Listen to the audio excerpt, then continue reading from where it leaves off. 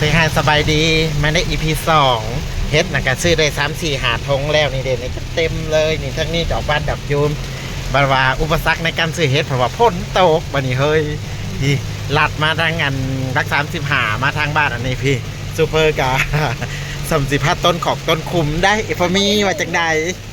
ได้ก็มีเล็กน้อยนี่นะน้ำเต็มตรงนา ก็ห้อยมาดากยัง ว้าดอกผลกับผลแท้ๆบัดนี้ฮะก็แม่ค้าก็บ่เห็นทำแม่ค้าออกมาขายเฮ็ดอยู่กลางถอกกลางทางก็บ่อยากเห็นแล้วบัดนี้ฮะโอ้ฝนตกแห้งแห้งเด้อมีแต่สิเงี้ยงกบยังเขียดเมื่อบัดนี้ เออ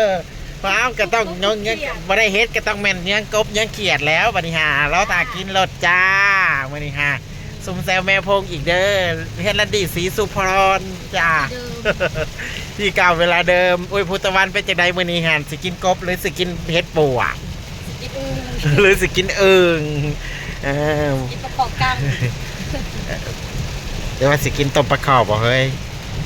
ฝนตกแห้งแห้งพุ่นน่ะมืดตึ๊บเลยก็ว่าเข้าบ้านเข้าเฮือนอะไรก็บ่จักพวกขายหอกขายเฮ็ดนะ บ่ได้เฮ็ดนะตัว ปกติเขาสิออกมาขายตามถนนหนทางเมื่อกี้นี่ฮะก็ได้3-4 ถงแล้วมีแต่เฮ็ดปอกพวกจุ่มๆมื้อนี้ฮะบอกเลยว่าฝนภาวะเท่งลงมาน้ำไหลตาด น้อยไป นี่เฮ้ยโบแมนเขาจับขายเฮ็ดเฮ้ยทางขางนะโบแมนแล้วนี่ ตอกๆนี่ นี่เขาก็มาหาเฮ็ดมาแต่มาหาเฮ็ดแต่ก็บ่จักนี่ ใช้หน้าเลย